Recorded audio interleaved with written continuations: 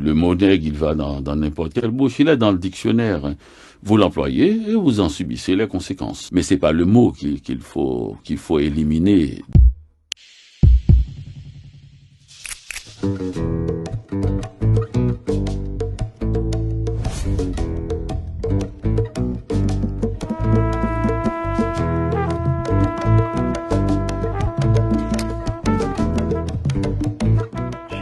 Mon avis, c'est qu'Agatha Christie était avant tout là pour divertir et elle n'aurait pas aimé l'idée que quelqu'un soit blessé par une de ses tournures de phrases.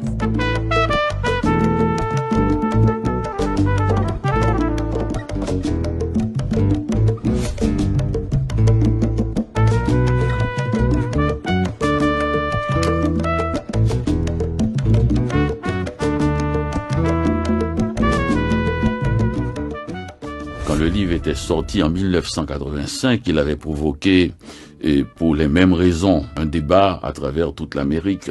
Le mot Negro a été censuré par toute la presse américaine. Des Noirs étaient contre moi. D'ailleurs, le NAACP, qui est une des plus puissantes organisations contre l'esclavage, contre le racisme aux États-Unis, aussi m'avait autant censuré que ceux qui étaient, d'une certaine manière, racistes. Cette censure avait fait de ce livre une célébrité mondiale. Alors si jamais on pense à le recensurer encore, bon Dieu merci.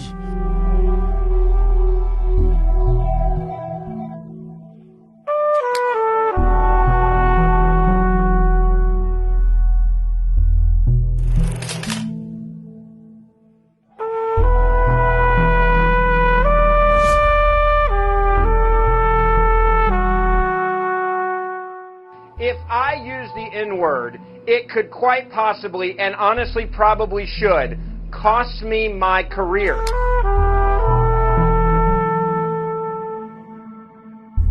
Le mot nègre, c'est un mot qui vient d'Haïti, pour ma part. C'est un mot qui veut dire homme simplement. On peut dire ce blanc est un bon nègre.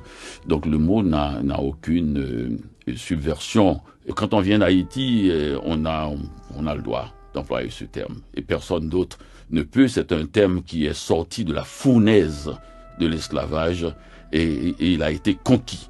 C'est là la différence totale avec toute l'histoire du mot nègre. Si on le prend par les États-Unis, par les abolitionnistes, comme par les colonisateurs ou par les écrivains de la négritude, on rate l'histoire. L'histoire, c'est que pour la première fois dans l'histoire humaine, des nègres se sont libérés, des esclaves se sont libérés et ont fondé une nation. Nous naissons dans la cale des bâtons négriers. C'est là qu'est née l'histoire antillaise. Et donc revendiquer quelque chose qui pourrait être dérogatoire ou insultant ou qui pourrait vous diminuer et en faire exactement votre identité, c'est une des plus vieilles revanches humaines. Un écrivain a au moins un double travail à faire, d'actualiser, c'est-à-dire de devenir contemporain et en même temps de rappeler que les mots ont une origine, ils prennent naissance d'une réalité historique.